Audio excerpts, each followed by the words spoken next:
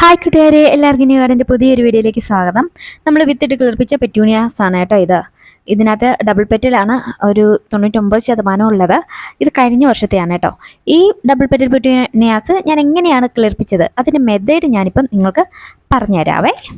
അതിന് വേണ്ടിയിട്ട് നമ്മൾ ആദ്യം ചെയ്യേണ്ടതെന്ന് വെച്ചാൽ കുറച്ച് പോട്ടി മിക്സ് തയ്യാറാക്കിയാണ് ചെയ്യേണ്ടത്. അതിന് വേണ്ടിയിട്ട് ഞാൻ ഉപയോഗിച്ചിരിക്കുന്നതെന്ന് വെച്ചാൽ ചകിരി കമ്പോസ്റ്റ്, അതേപോലെ തന്നെ വെർമി കമ്പോസ്റ്റ്, ചാണകപ്പൊടി. ചകിരി കമ്പോസ്റ്റ് തന്നെ വേണം, അല്ലാതെ നമ്മൾ ചകിരി ചോറ് എടുക്കാൻ പാടില്ല. പിന്നെ ചാണകപ്പൊടി കടയിൽ നിന്ന് വാങ്ങുന്നതായിരിക്കും നല്ലത്, കാരണം അല്ലെങ്കിൽ ഇതിനകത്ത് ചാരത്തിൻ്റെ കണ്ടൻറ്റ് ഉണ്ടാകാൻ സാധ്യതയുണ്ട്.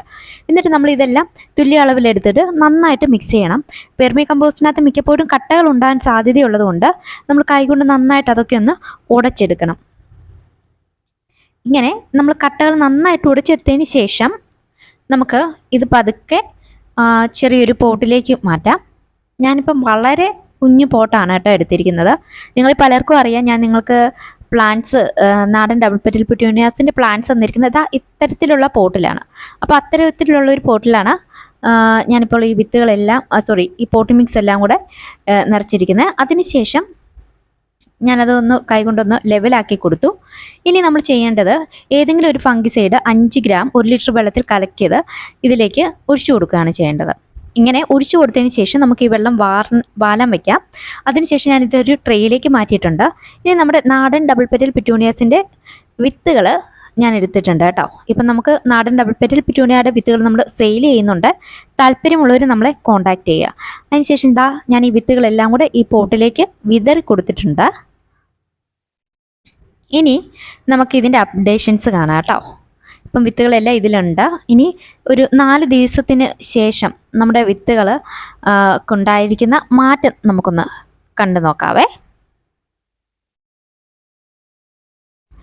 ഇതിപ്പം 4ാമത്തെ ദിവസമാണ്. വിത്തുകൾ പതുക്കെ ചെറിയ രീതിയിൽ മുള പൊട്ടാൻ തുടങ്ങിയിട്ടുണ്ട്. ശ്രദ്ധിച്ച് നോക്കിയാലേ കാണാൻ പറ്റുള്ളൂ കേട്ടോ.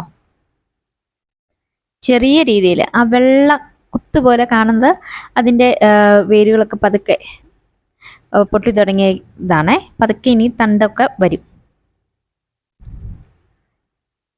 ഇനി നമുക്ക് 5ാമത്തെ ദിവസത്തെ അപ്ഡേഷനോട് നോക്കാം. ഇപ്പം ചെറിയ രീതിയിൽ വിത്തുകളൊക്കെ കിളിർത്ത് തുടങ്ങിയിട്ടുണ്ട്. സൂക്ഷ്മമായിട്ട് നോക്കിയാലേ കാണാൻ പറ്റുള്ളൂ കേട്ടോ.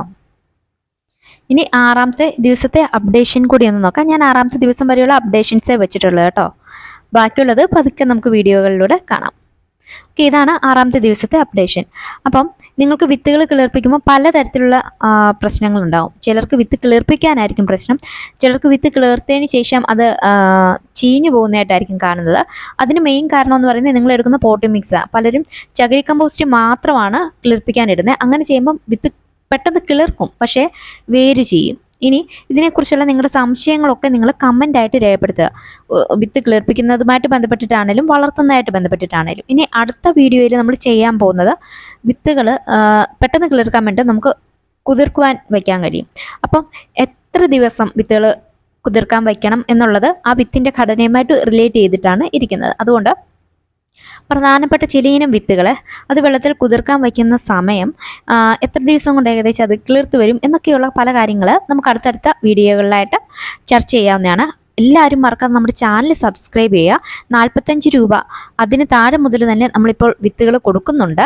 പല പൂച്ചെടികളുടെയും വിത്തുകളുടെ വില നമ്മൾ 45 രൂപയിലേക്ക് മാറ്റിയിട്ടുണ്ട്. അപ്പോൾ നിങ്ങൾ നമ്മുടെ കാറ്റലോഗ് മറക്കാതെ ഒന്ന് ചെക്ക് ചെയ്യുക. നാടൻ ഡബിൾ പെറ്റൽ പെറ്റൂണിയയുടെ വിത്തുകൾ നമുക്കിപ്പോൾ ലഭ്യമാണ്.